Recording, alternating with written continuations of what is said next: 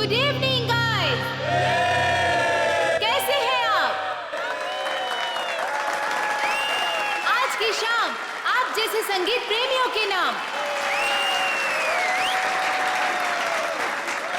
And I make sure आज की शाम रॉकी एंड बैंड के साथ आप लोगों की बहुत ही यादगार शाम होगी। तो हो जाइए तैयार रॉक एंड रोल करने के लिए रॉकी के गानों के साथ।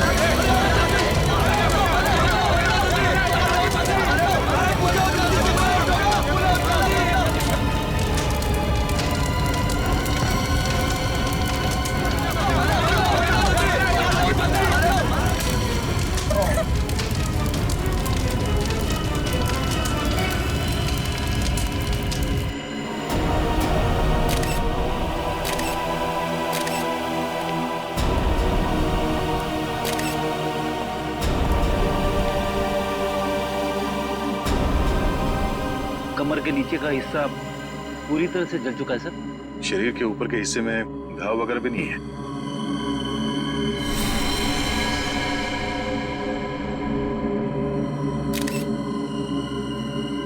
क्या स्टेज पे किसी भी चीज को हाथ तो नहीं लगा किसी ने? नहीं सर। ये आग कैसे लगी? पता नहीं सर कैसे लगी। जैसे हमने रॉकी को आग की लपटों में घिरे देखा, हम भागकर स्टेज पर आए, पर सर रॉकी को हम बचा नहीं पाए।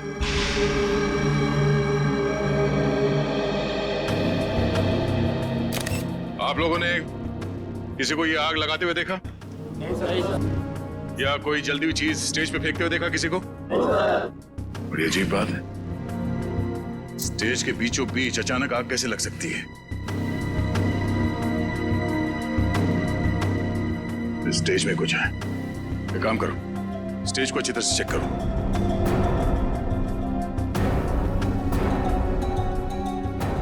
सर, हाँ? मैं कुछ कहना चाहती हूँ। क्या बताना चाहती हो?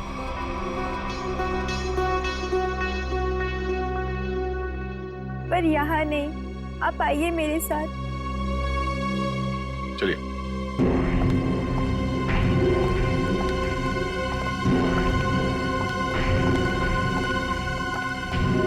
बोलो, क्या बताना चाहती हो? मुझे शक है कि किसी ने उसका खून किया है। किसने खून किया? कौन है वो? सर वो कौन है ये तो नहीं पता, लेकिन कुछ दिनों से हमारे बैंड को धमकी भरे लेटर्स भेज आ रहे थे। धमकी भरे लेटर्स? हाँ, और वो सारे लेटर्स रॉकी के नाम पर भेजे जा रहे थे, वो भी खून से लिखे हुए। क्या आप हमें वो खून से लिखे हुए लेटर्स दिखा सकती हैं? हाँ सर, मैं अभी लेकर आती हूँ। प्लीज। सर, अगर लेटर्स भेजने वाले ने आग लगाई है तो इसका मतलब है कि शो के दौरान वो ऑडिटोरियम में मौजूद था। हाँ पूर्वी, लेकिन उसने ये आग लगाई कैसे, ये पता लगाना जरूरी है। सर, मिला फ्रेडी? सर, ये देखिए, नीचे से एक वायर का तार निकला हुआ है। तार निकला हुआ है स्टेज के नीचे से?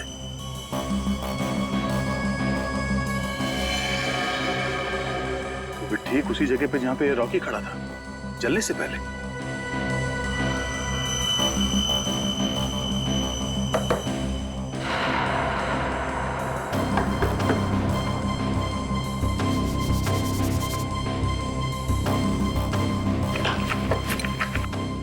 स्कूटर देना।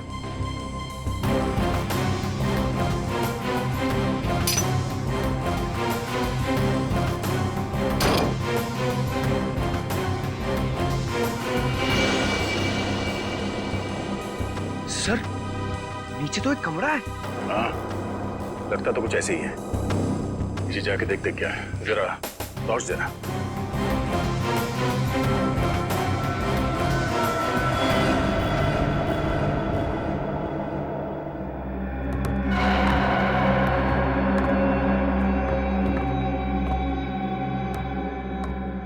अरे ये कैसा छुपा हुआ कमरा है सर? पूरे कमरे में धूल मिट्टी पड़ी हुई है।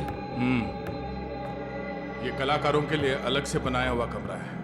यहाँ से स्पेशल एंट्री दिखाते हैं। सर खूनी ने स्पेशल एंट्री के लिए बनाए दरवाजे का बड़ी होशियारी से इस्तेमाल किया है। सर ये देखिए, ये वायर ऊपर से नीचे आ रही है सर।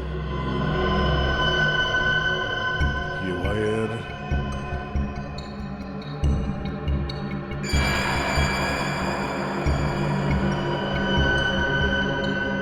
ये क्या है?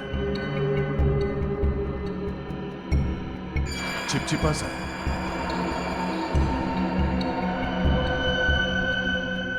ये तो रबर सोल्यूशन है। सर रबर सोल्यूशन यहाँ पर? हाँ, यहाँ पे क्यों? ओह, अब समझ में आया। ये सारा मामला है क्या? क्या सर? ये सब रॉकी को मारने का प्लान था। ये इलेक्ट्रिक वायर, ये रबर सोल्यूशन। रॉकी को मारने का प्लान? वो किसे? बताता हूं फ्रेडी। पहले ये देखते हैं कि ये इलेक्ट्रिक वायर जाता कहां है।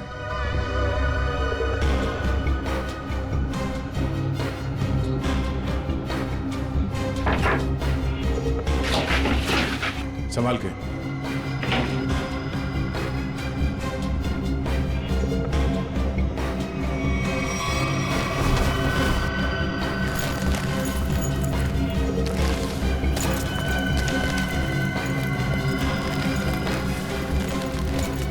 सर ये तो बैक स्टेज एरिया है। वो देखिए, एक्स्ट्रा ड्रम्स और गिटार भी दिख रहे हैं।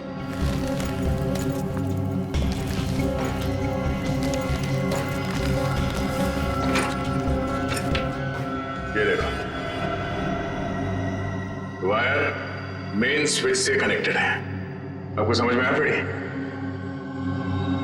फ्रेडी, रॉकी ठीक उसी जगह पे खड़ा था जहां से हम लोग नीचे आए, और ये वायर उस दरवाजे से कनेक्टेड था और आसपास रबर सोल्यूशन पड़ा हुआ था। जैसे ही कंसर्ट शुरू हुआ, किसी ने ये मेन स्विच ऑन कर दिया।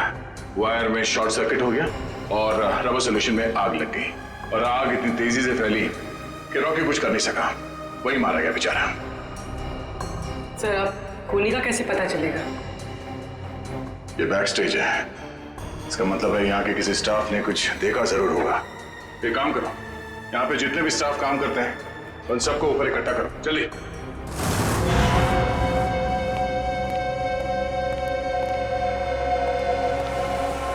सब लोग आ गए?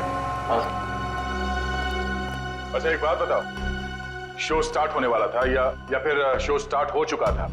उस वक्त आप में से किसी ने स्टेज के पीछे जो कॉरिडोर है उसमें जो इलेक्ट्रिक स्विच बोर्ड है उसके आसपास किसी को देखा था? स्विच बोर्ड के पास? वो क्यों? क्योंकि किसी ने वायरिंग के साथ छेड़छाड़ की है और वही आदमी रॉकी की मौत का जिम्मेदार है। ओ नो सर, ये आप क्या कह रहे हैं? सर मैं तो स्टेज पर था रॉकी के साथ। और जो बैंड मेंबर्स परफॉर्म नहीं कर रहे थे वो लोग भी स्टेज पर खड़े थे रॉकी को चीयर करने के लिए। और तुम कहाँ थे? तुमने किसी को देखा स्विच बोर्ड के पास जाते हुए? देखो, घबराओ मत, सोच के बताओ। हाँ, शो शुरू होने से पहले आखिरी बार तुमने कॉरिडोर में किसको देखा था?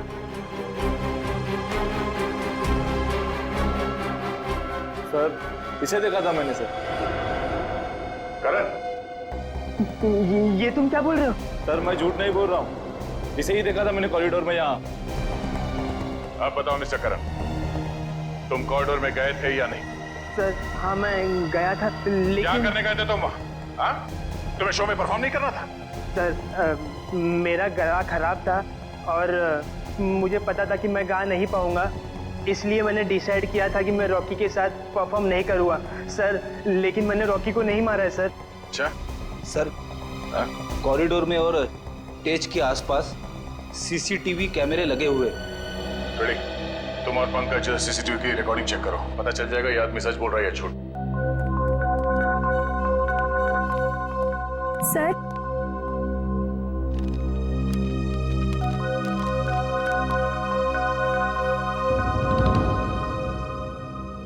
वाकई ये लेटर्स तो कौन से लिखे हैं?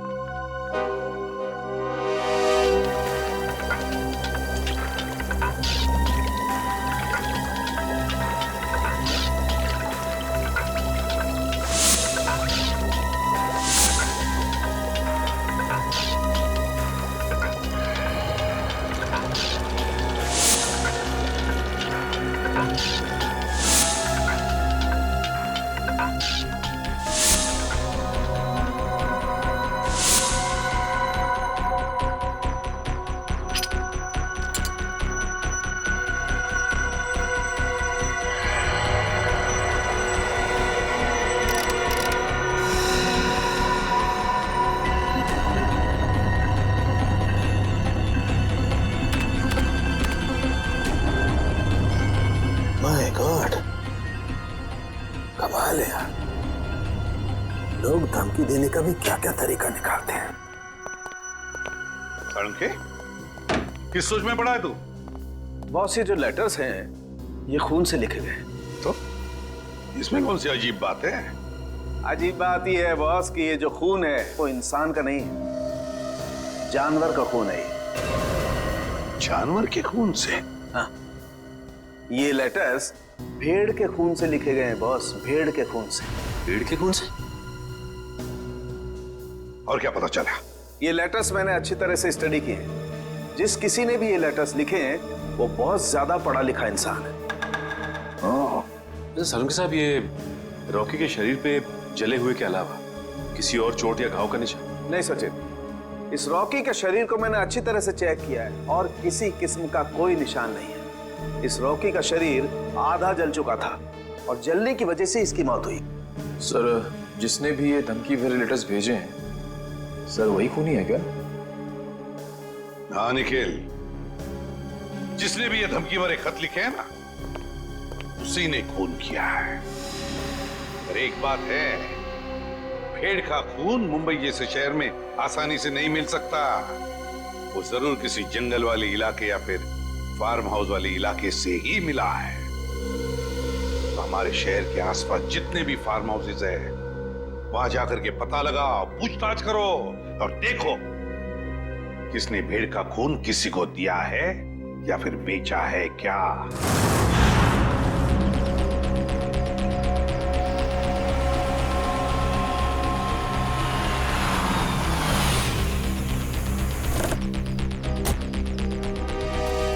सर, शहर के आसपास 2 ही फार्म्स हैं जहाँ पे भेड़ बकरियां पाली जाती हैं। एक पनवेल में है सर, जहाँ में कुछ पता नहीं चला। दूसरा ये है सर। चलो देखते हैं, शायद यहीं से कुछ पता चल जाए। सर, ये आदमी जो भी हो, उसने वो चिट्ठी भेड़ के खून से क्यों लिखी? पूर्वी, आदमी बहुत चालाक है। ये सब उसने हमें गुमराह करने के लिए किया है। वो देखो, उस आदमी से पूछते हैं। भाई साहब, ओ भाई साहब, क्या भेड़ आप ही पालते हैं? हाँ, हम ही लोग पालते हैं। पर आप लोग? हम लोग सीआईडी से। सीआईडी? जी हाँ, सीआईडी। आपसे कुछ पूछताछ करनी है। देखिए, घबराइए मत।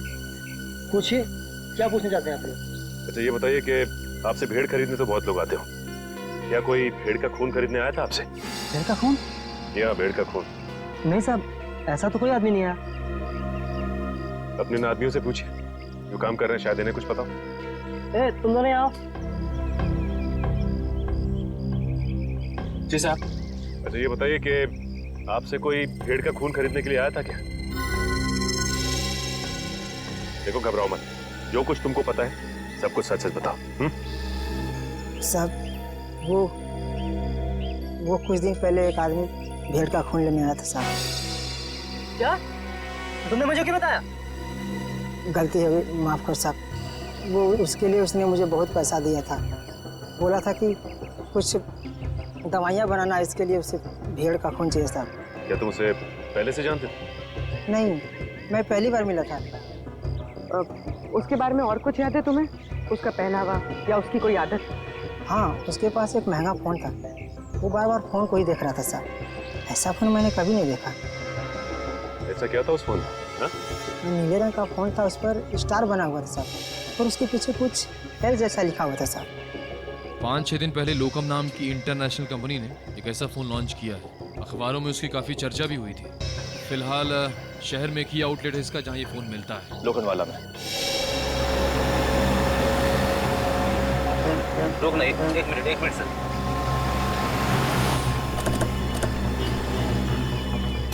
सर, ये उस मोबाइल कंपनी की दुकान है जिसके बारे में सचिन सर ने फोन करके बताया था। सुनिए भाई साहब, हमें एक मोबाइल के बारे में कुछ जानकारी चाहिए जो हाल ही में मार्केट में आया है आपकी कंपनी का। कहीं आप लोकम की बात तो नहीं कर रहे हैं? हाँ, लोकम का नीले रंग का फोन, पीछे एल लिखा हुआ और आगे स्टार बना हुआ। कहीं आप इस फोन की बात तो नहीं कर रहे? हाँ, इसी फोन की बात कर रहे हैं। बोलिए साहब, क्या जानकारी चाहिए? सबसे नया मॉडल है, 10 दिन पहले ही लॉन्च हुआ है। आपको चाहिए तो अभी से बुक कर दूं? नहीं, हमें खरीदना नहीं, हमें ये पता करना है कि ये फोन किन किन लोगों ने खरीदा है। हमें उनकी लिस्ट चेक करनी है।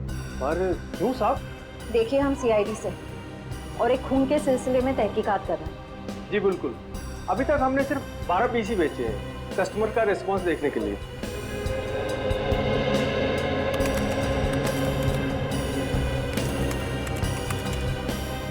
ये देखिए साहब, वो लिस्ट 5 रेड कलर के बिके हैं और बाकी के 7 नीले रंग। नीले रंग के फोन जिन लोगों ने खरीदे हैं उनके लिस्ट चेक करनी है। ये रही साहब लिस्ट। चेतन? लेकिन चेतन तो उस न्यू एज रॉक बैंड का मेंबर है। वो भला अपने ही आदमी का खून क्यों करेगा? ये तो चेतन ही बताएगा। फिर घर चलते हैं। जरा इस चेतन का एड्रेस है।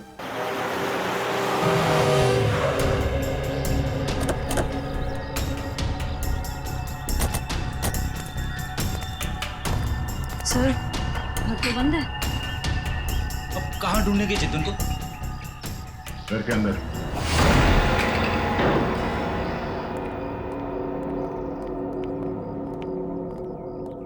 घर की अच्छी तरह से तलाशी लो, देखो कुछ मिलता है क्या।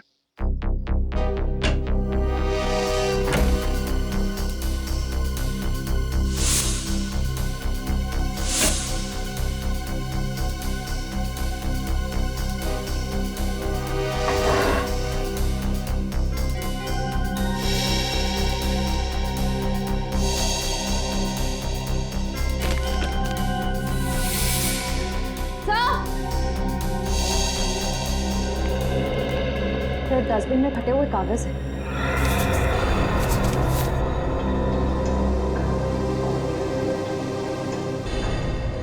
ये तो कोई ड्राइंग जैसा है। लगता है चेतन ने कोई ड्राइंग बनाई होगी और घर से निकलने से पहले इस कागज को फाड़ के चला गया होगा। कपड़ों को जोड़ के देखते हैं, पता चल जाएगा इस चेतन ने क्या ड्राइंग बनाई थी।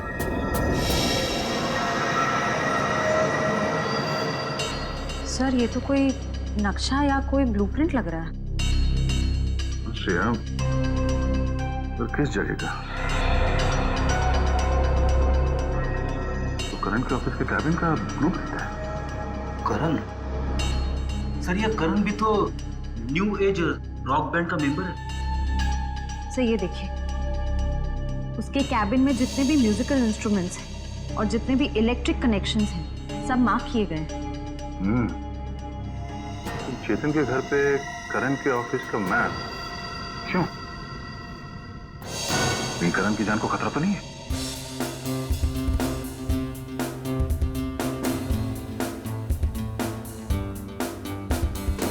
रॉकी सर की बहुत याद आती है। उनकी आवाज में एक अलग ही जादू था। हाँ यार, वो एक अच्छे कलाकार ही नहीं बल्कि एक अच्छे इंसान भी थे। सीआईडी यहाँ हमारे ऑफिस? करण का बात क्या है सर? हमें कुछ जरूरी बात करनी है उससे। सर, वो तो बाहर गए हुए। कहाँ गए? सर पता नहीं सर। अजीब बात है सर, स्टाफ को बिना बताए करण कहीं चला गया। करण का कैबिन कहाँ है? वो रहा सर। ठीक है, चलो। सर रुक जाइए सर। सर करण सर के कैबिन में जाना मना है सर। चुप, चुपचाप मुंह बंद करके यहाँ पे खड़ा रहे। सीआईडी के काम में दखल देने का अंजाम जानते हो तुम? मगर सर करण सर ने कहा अंदर केबिन में खतरा है, इसलिए सर किसी को वहाँ मत जाने देना। खतरा है? हाँ सर। फिर तो जरूर जाना पड़ेगा।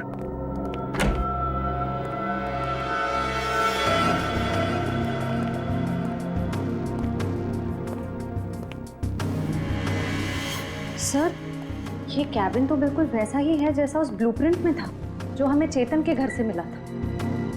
हाँ श्रेया, सारे म्यूजिकल इंस्ट्रूमेंट्स वैसे ही रखे गए जैसे उस नक्शे में मार्क किए गए थे। लेकिन क्यों? जरा देखो कुछ मिलता है क्या?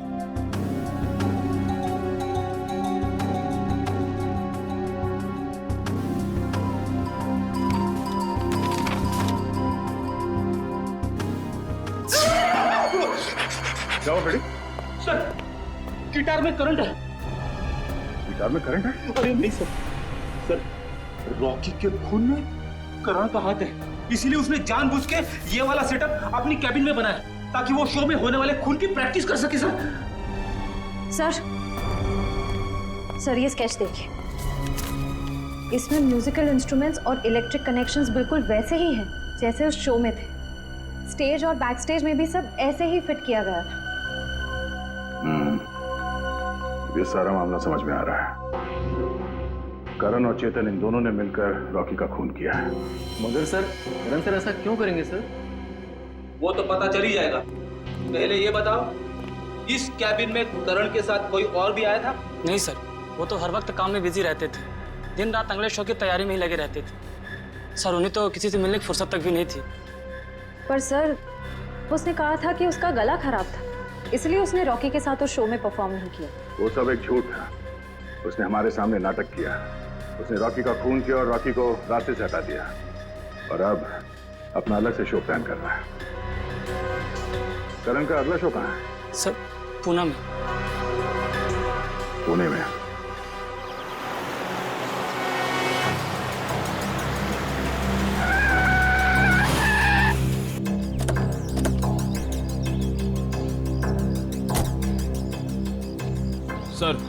सर मोबाइल कंपनी के हिसाब से चेतन के फोन का आखिरी लोकेशन यहाँ पे ट्रेस हुआ है सर। सर इसी सुनसान जगह पर चेतन ही आया क्यों होगा? यहाँ आसपास तो कुछ भी नहीं है।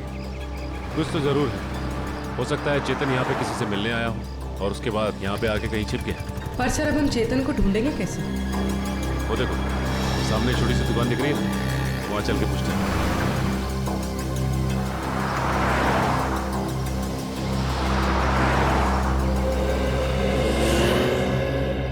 कहिए साहब, क्या लेंगे? चाय, कॉफी या फिर गर्मा गर्म समोसे? जी बस आप इतना बता दीजिए कि आपने इस आदमी को पहले कभी देखा है? हाँ साहब, देखा है साहब। ये मेरे ढाबे पे आया था। कितनी देर पहले आया था यार? यही कोई 1.5-2 घंटा हुआ होगा। मैंने उससे पूछा भी कि कुछ खाना पीना है, तो बोला नहीं, खाने पीने का वक्त नहीं है उसके पास। फिर वहाँ कोने में बैठकर किसी का इंतजार करने लगा। फिर कोई मिलने आया इससे? हाँ साहब, एक गाड़ी आई थी और गाड़ी को देखते ही उसकी ओर भागा। अब फिर दोनों साहब गाड़ी में कोई बैठा हुआ था, दोनों में कुछ खुसुर फुसुर हुई और फिर गाड़ी वाले ने एक अटैची इसको दी और चला गया।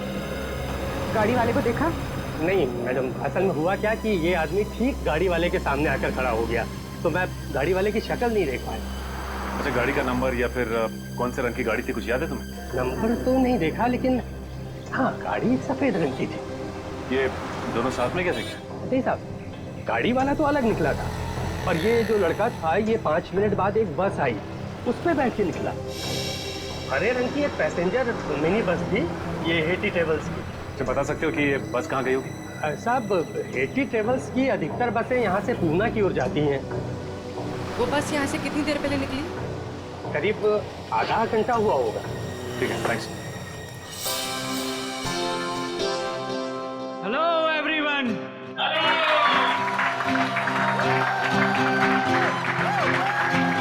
तो आखिरकार वो दिन आ ही गया जिस दिन का आप सबको बेसब्री से इंतजार था। तो अपने दिलों को थाम के बैठिए, क्योंकि अब आपके सामने आ रहे हैं आपके दिलों की धड़कनों को तेज करने the one and only mister Karan.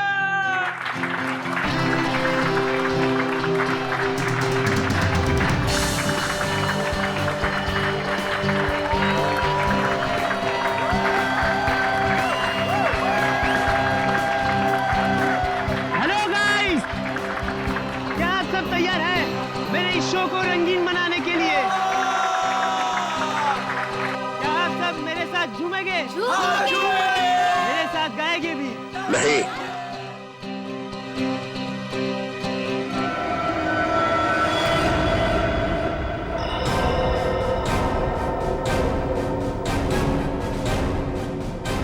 CID यहाँ? हाँ, आप लोग सब प्लीज बाहर जाइए। हम करण जी का शो अकेले में देखना चाहते हैं। टेंशन लेने की जरूरत नहीं है, तुम्हारे पैसे तुम्हें मिल जाएंगे। चलो चलिए चलिए। नहीं नहीं, ये नहीं हो सकता। रुक जाइए आप सब लोग, ये मेरे जिंदगी का पहला शो है। मैं लोगों को बता देना चाहता हूँ, मैं ही नंबर 1 रॉकस्टार हूँ। तुमने तो कहा था कि तुम्हारा गला खराब है, अब तुम गाओगे कैसे? वही तो, बेसुरा गाने से तुम्हारा नाम खराब हो जाएगा। देखिए, वो तो मैंने कुछ नहीं किया। तुमने हमसे झूठ बोला कि तुम्हारी तबीयत ठीक नहीं है, इसलिए तुम रॉकी के साथ स्टेज पर नहीं थे। पर सच तो ये है कि रॉकी को तुमने मार डाला और अब खुद रॉकस्टार बनने चले हो, हैं?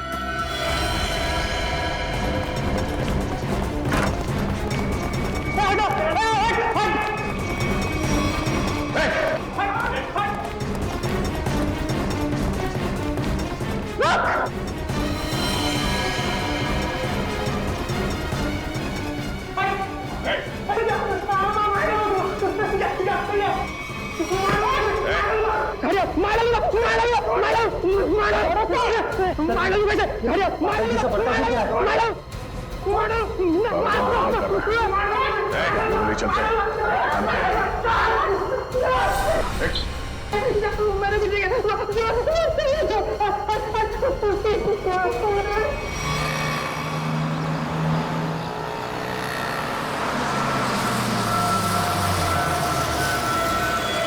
चलो चलो सब लोग उतरो, लास्ट स्टॉप आ गया। चलो चलो सब लोग उतरो, लास्ट स्टॉप आ गया। चलो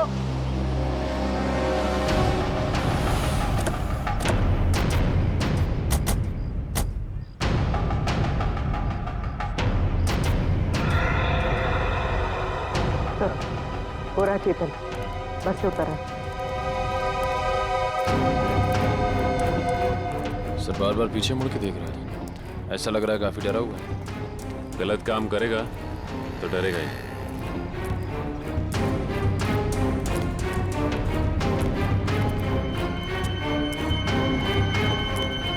ठीक है।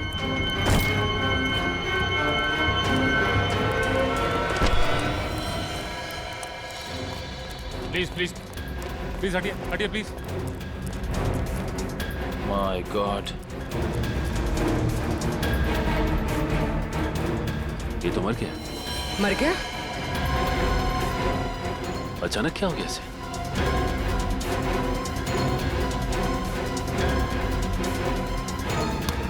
सर, शरीर पे किसी भी घाव के निशान नहीं। फिर इसकी मौत हुई कैसे?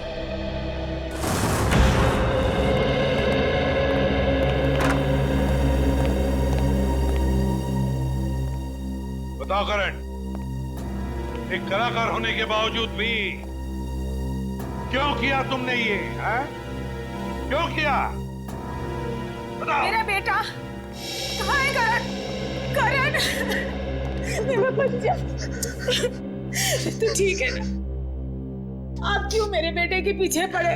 मेरे बेटे ने कोई गुनाह नहीं किया है। गुनाह किया है गुनाह करण ने। रॉकी का खून किया है। खून? नहीं नहीं एसीपी साहब, लगता है आपसे कोई भूल हो गई है। देखिए, मेरा बेटा किसी का खून नहीं कर सकता। अच्छा, करण के ऑफिस में वो म्यूजिकल इंस्ट्रूमेंट के साथ बिजली के तार क्यों जोड़े गए? और वो स्टेज का स्केच वो कहां से आया जहां पे रॉकी की मौत हुई थी? सर, मैं मानता हूं मैं रॉकी को मारना चाहता था। मैंने वो इलेक्ट्रिक वायरिंग भी की, स्टेज पर रबर सॉल्यूशन भी लगाया और रॉकी को जलाकर मार देने का प्लान भी बनाया। पर यकीन कीजिए सर, मैंने रॉकी को नहीं मारा है। मैंने तो लास्ट समय अपना प्लान बदल दिया था सर। झूठ झूठ बोल रहे हो तुम नहीं मारा है रॉकी को, और तुमने चेतन को अपने प्लान में शामिल कर लिया ताकि सारा इल्जाम उस पर जाए। कौन चेतन? वही चेतन जो तुम्हारे रॉक बैंड का मेंबर था, समझा? सर, चेतन से मेरा कुछ लेना देना नहीं है सर। अच्छा, रॉकी का खून तुमने नहीं किया, चेतन के साथ तुम्हारा कोई संबंध नहीं है। सब पता लगा लेंगे करण, सब पता लगा लेंगे। सचिन, पता नहीं क्यों, लेकिन ऐसे लगता है कि इस करण की बातों में कोई सच्चाई है। सर, अगर ये चेतन करण से मिला हुआ नहीं है तो चेतन के घर में करण के ऑफिस का ब्लूप्रिंट कैसे आया? और फिर इलेक्ट्रिक वायरिंग पे जगह जगह मार्किंग की गई थी। लगता है ये चेतन करण की कॉपी कर रहा था ताकि रॉकी के खून का इल्जाम इस करण पर आ जाए। पर सर, चेतन को किसने मारा होगा? कोई और है सचिन, कोई तीसरा, जिसने चेतन के हाथों रॉकी को मरवा दिया और फिर अपना काम होते ही चेतन को भी ऊपर भेज दिया। पर है कौन ये तीसरा?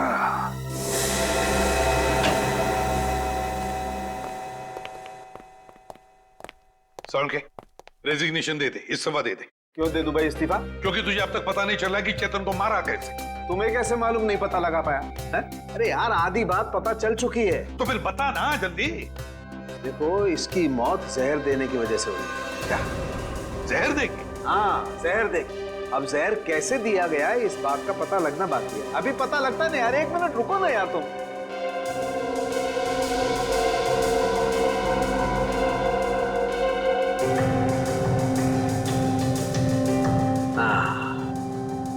ये इसी बात का शक था मुझे। ये देखो, ये निशान बॉस, ये सुई का निशान किसी ने यहीं से इंजेक्ट करके इसकी बॉडी में जहर पहुंचाया है। लेकिन सर, चेतन तो हमारे सामने बस से उतरा, बिल्कुल ठीक ठाक था। और जब हमने इसका पीछा किया तब भी बिल्कुल ठीक ठाक था। और सर, वो मरा भी हमारे सामने, हमने तो नहीं देखा किसी को उसे इंजेक्ट करते हुए। सचिन, इसे 15-20 मिनट पहले ही जहर दिया गया। बॉस, ये स्लो पॉइजन है, 15-20 मिनट के बाद असर करता है। तो इसका मतलब है चेतन को पॉइजन दिया गया बस में। मतलब खूनी बस में ही था जब चेतन बस में था। मगर सर, चेतन को अगर बस में इंजेक्शन दिया गया तो उसे पता कैसे नहीं चला? भीड़ थी निखिल, बस में भीड़ थी, भीड़ का फायदा उठाया होगा खूनी ने। लेकिन सर, अब खूनी तक पहुंचेंगे कैसे? मैं आप लोगों की मदद कर सकता हूं। तो फिर टाइम पास क्यों कर रहा है? अबे बता ना जल्दी। बॉस, इसकी कलाई पर एक चमड़े का बेल्ट था, उस पर और इसकी कलाई पर मुझे उंगलियों के निशान मिले। किसके निशान मिले साउंड के? अब इसकी उंगलियों के तो है नहीं, तो शायद वो निशान खूनी के होंगे। अगर ये उंगलियों के निशान खूनी के हैं तो फिर हुआ ये होगा कि जब खूनी चेतन को इंजेक्शन देना चाहता था तो किसी वजह से उसने चेतन की कलाई पकड़ ली, मगर कलाई पर था लेदर बैंड, तो बस आ गए उसकी उंगलियों के निशान उस लेदर बैंड पर। लेकिन सर, बस में तो बहुत सारे लोग थे, ये पता कैसे चलेगा कि वो उंगलियों के निशान है किसके? पता तो लगाना पड़ेगा सचिन कि वो उंगलियों के निशान हैं किसके। पता तो लगाना पड़ेगा। है। दोस्तों, आप सबका बहुत बहुत स्वागत है हैट्टी ट्रेवल्स के एनुअल लकी ड्रॉ में। 12 दिसंबर को हमारी कंपनी की सालगिरह थी और 12 दिसंबर को जो लोग हमारी कंपनी की बस में ट्रैवल कर रहे हैं उन सबको मिलेगा एक तोहफा। मुझे तो इस कॉन्टेस्ट के बारे में पहले मालूम ही नहीं था। मुझे भी नहीं पता था, मैंने भी ये खबर अखबार में पढ़ी। देखते हैं आज सरप्राइज गिफ्ट क्या मिलता है। और उनमें से किसी एक लकी आदमी को मिलेगा जैकपॉट, जो कि है 2 लाख रुपए का। बस। लेकिन उससे पहले आपको एक छोटा सा काम करना होगा, और वो है ये फॉर्म, साधारण सा फॉर्म, वो आपको भरना होगा। तो फिर देर किस बात की है? आइए एक एक करके फॉर्म भरिए और अपने अंगूठे का निशान छोड़कर जाइए इसमें। ये लीजिए।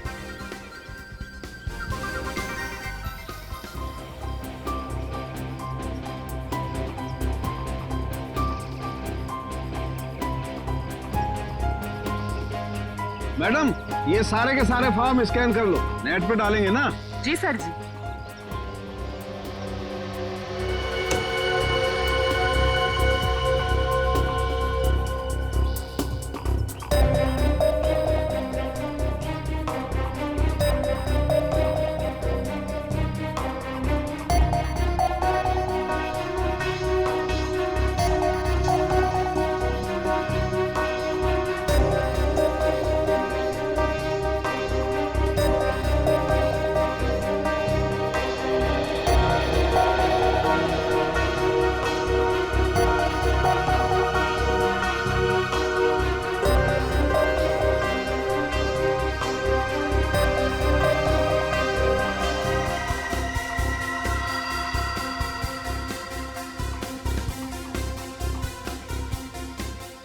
सर जी, ये लीजिए, ये मिल गया आपका लकी विनर का नाम। आइए, ये देखिए।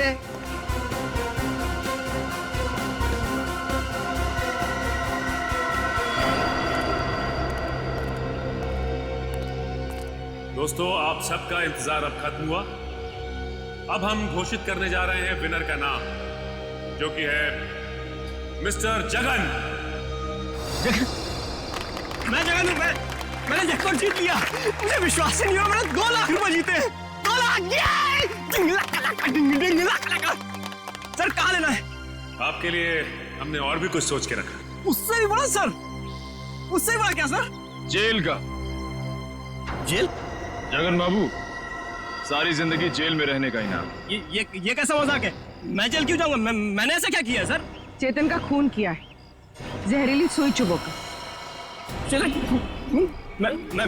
खून?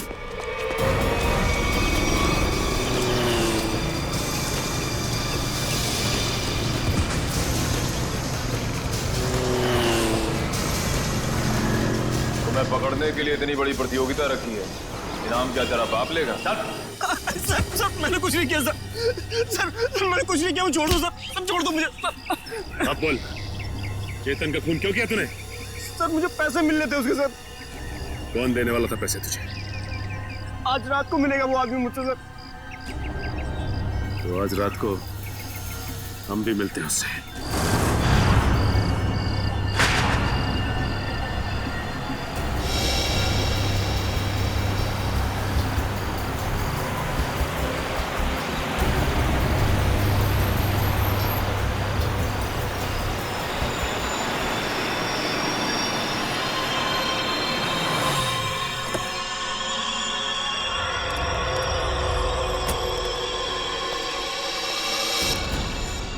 सलाम सेठ।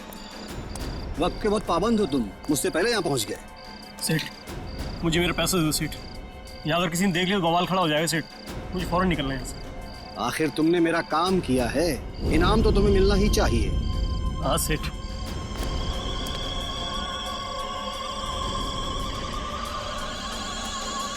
ये रहा तुम्हारा इनाम, देखना चाहोगे?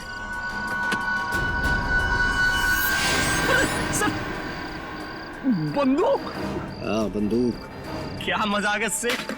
ये मजाक नहीं और ना ही कोई खिलौना है, ये असली बंदूक है और चलती भी है। और इसीलिए तो अगली गोली तेरे सीने के पार हो गई है। सेठ, मुझे क्यों मारना चाहते हैं? मैंने तो हेल्प की आपकी। इसीलिए तो अब तुम मेरे लिए खतरा बन चुके हो और मैं खतरों को पालता नहीं हूँ, उन्हें खत्म कर देता हूँ। फिनिश। बच्चों को पालता नहीं हूँ, उन्हें खत्म कर देता हूँ। फिनिश। बाय जगन।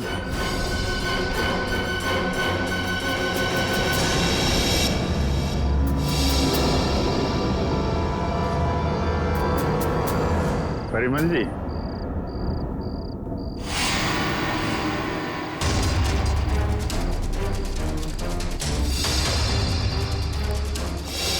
मुझे माफ कर दो, प्लीज मुझे माफ कर दो। अच्छा, कभी कभी आदमी को ज्यादा चालाकी भारी पड़ जाती है परिमल जी।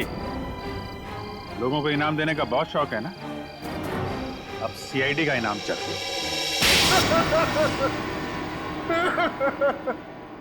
हाँ, मैंने ही मारा रॉकी और चेतन को। क्यों? हाँ? क्यों मारा तुमने रॉकी और चेतन? तुम तो रॉक बैंड के गुरु थे ना? गुरु? क्यों? क्योंकि उनकी वजह से मैंने अपना बेटा खोया था। उसकी मौत का बदला लिया है मैंने। मौत का बदला? मतलब? क्योंकि उनकी वजह से मेरे बेटे ने आत्महत्या की थी। वो कैसे? मेरा बेटा बहुत अच्छा गाता था। उसकी आवाज में जादू था। बहुत जल्दी वो बहुत पॉपुलर होने वाला था। बस ये रॉकी और करण जलते थे उससे। इन दोनों ने मिलकर मेरे बेटे का कैरियर बर्बाद करने का प्लान बनाया। इन्होंने उसे कोई ऐसी ड्रग्स खिला दी जिससे वो बीमार पड़ गया। उसका गला खराब हो गया। धीरे धीरे करके उसने गाना ही छोड़ दिया और डिप्रेशन में चला गया। फिर एक दिन इन सब हालात से तंग आकर उसने आत्महत्या कर ली। आप इतने यकीन के साथ कैसे कह सकते हैं कि ये सब कुछ रॉकी और करण ने किया? क्योंकि मेरे बेटे के मरने के बाद एक दिन मैंने रॉकी और करण की बातें सुन ली थी, मगर उन्हें नहीं पता था कि मुझे उनकी असलियत पता चल चुकी है। और इसलिए तुमने रॉकी को मार डाला? हाँ, मगर रॉकी को मारने का प्लान करण का था और ये बात मुझे पता चल गई थी। मैं हमेशा करण पर नजर रखे हुए था। और चेतन को क्यों मार डाला? है? क्योंकि रॉकी को मारने का सारा काम मैंने चेतन से ही करवाया था। वो इलेक्ट्रिक करंट का तार भी उसी ने लगाया था। चेतन मेरे बारे में सब कुछ जानता था। मुझे डर था कि कहीं वो मेरे बारे में आप लोगों के सामने मुंह न खोल बैठे, इसलिए मैंने उसे भी मार डाला। तुम्हारे बेटे के साथ जो कुछ भी हुआ बहुत गलत हुआ, लेकिन इसका मतलब ये नहीं कि बदले की आग में तुम दो लोगों की जानें लो। तुमने बहुत बड़ा जुर्म किया है और इस जुर्म की सजा तो सिर्फ फांसी ही है। फांसी।